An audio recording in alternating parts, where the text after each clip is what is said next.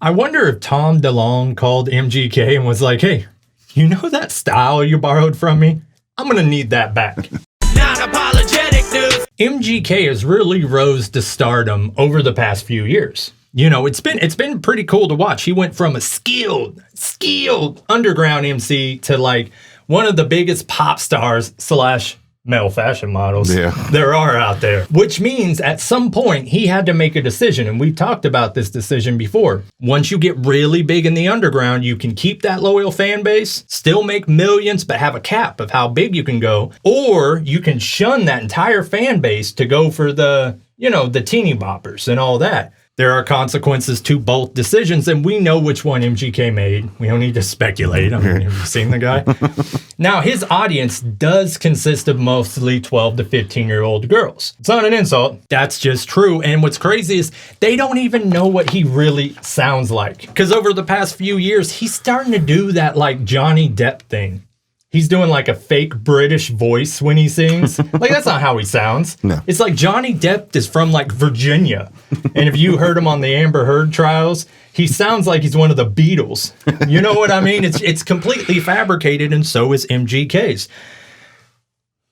But he didn't pull that voice out of thin air, did he? No. No, not at all. That voice was, of course, taken from Blink-182, a 90s pop band. Now, Travis Barker, who, for you young'uns, he was a member of Blink-182, we've speculated, we thought he had been looking for a new guy for years to sort of resurrect that Blink-182 sound to capitalize off of it. Turns out, maybe that's not what he was doing. I think what he did was he used MGK to make that sound relevant again so that he could bring the boys back and then just completely annihilate the game, which seems to be what's happening. I couldn't agree more with you. I know they're about to start a 2-year tour or something. Now, is this all the same members then? Is this the original guys? Original 3 members, yep. I say one, was it Mark Hubbis? He survived cancer. The Tom DeLonge, well, he quit and went and hunted aliens. And I heard something wrote a book about that. aliens and released footage that the government said this is authentic. I saw a documentary of him. He was like, we are starting an academy for the, it sounded like the X-Men Academy. He's like, we're starting an academy for the gifted who are not listening to the government's BS and can open up their third eye to look into an alien's eye. Yeah, that dude is bananas. Now, are you going to be going to the tour? Not for $400 a ticket, I'm not. That's how much the tickets are? Like, they're like, is that like the VIPs or that's like the general admissions? I don't know. That might be VIP or front row or something, maybe. Well, I heard... and I guess it depends, too, if they're going to do like stadium or arena or if they're just hitting house shows. I bet they get a decent crowd. They were pretty nostalgia big for nothing else. Yeah, absolutely. I listened to part of the song. They made the announcement with a song. Oh, the edging. Whatever it's called. And it starts out, it's like, I'm a punk rock kid. But you're charging $400 a ticket. Sounds like you're a capitalism kid. I think Blink coming back puts MGK in quite the predicament because he literally ripped off that sound with the help of one of the original members. And his choice to go mainstream, I don't want to say it's going to be his downfall because he's too big to have his downfall. He'll find some other little pop trend to attach to.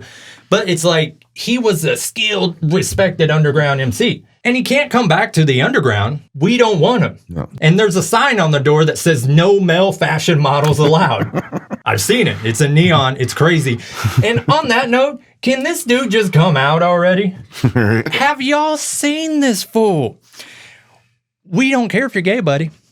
It's okay to be gay. And his mainstream fan base is completely woke idiots.